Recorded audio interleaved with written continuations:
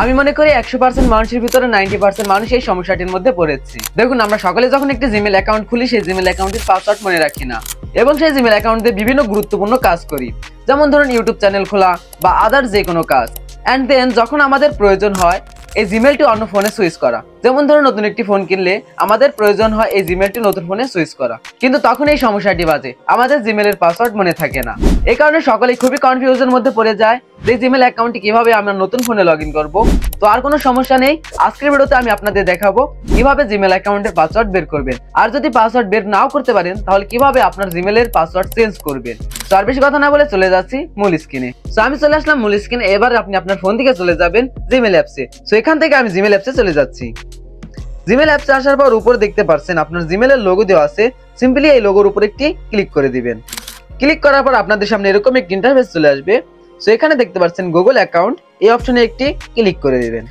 Click করার পর আপনারা কিছুক্ষণ অপেক্ষা করে নেবেন। অপেক্ষা করার পর আপনাদের সামনে এরকম একটি ইন্টারফেস চলে আসবে। সো এখানে দেখতে পাচ্ছেন উপরে কিছু অপশন দেওয়া আছে।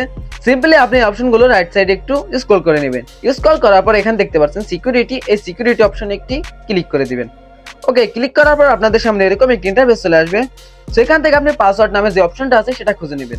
সেখান থেকে পাসওয়ার্ড অপশনে একটি ক্লিক করে দিবেন। ক্লিক করার পর কিছুক্ষণ অপেক্ষা করে নেবেন। এরপর আপনাদের সামনে এরকম একটি ইন্টারফেস চলে আসবে। সো প্রথমে দেখতে পাচ্ছেন নিউ পাসওয়ার্ড, এখানে আপনি একটি নিউ পাসওয়ার্ড দিবেন যেটা আপনার পরবর্তীতে মনে থাকবে এবং অন্য ফোনে এই জিমেল অ্যাকাউন্টে পাসওয়ার্ডের মাধ্যমে লগ ইন করতে পারবেন। সো এখানে আমি একটি নতুন পাসওয়ার্ড দিয়ে নিলাম। সো এখানে নিউ পাসওয়ার্ডটি দেওয়ার পর নিচে দেখতে পাচ্ছেন কনফার্ম নিউ পাসওয়ার্ড। এখানে যেই পাসওয়ার্ডটি দিবেন সেম নিচেও এই পাসওয়ার্ডটি দিয়ে দিবেন। সো এখানে আমি এই পাসওয়ার্ডটি দিয়ে নিলাম।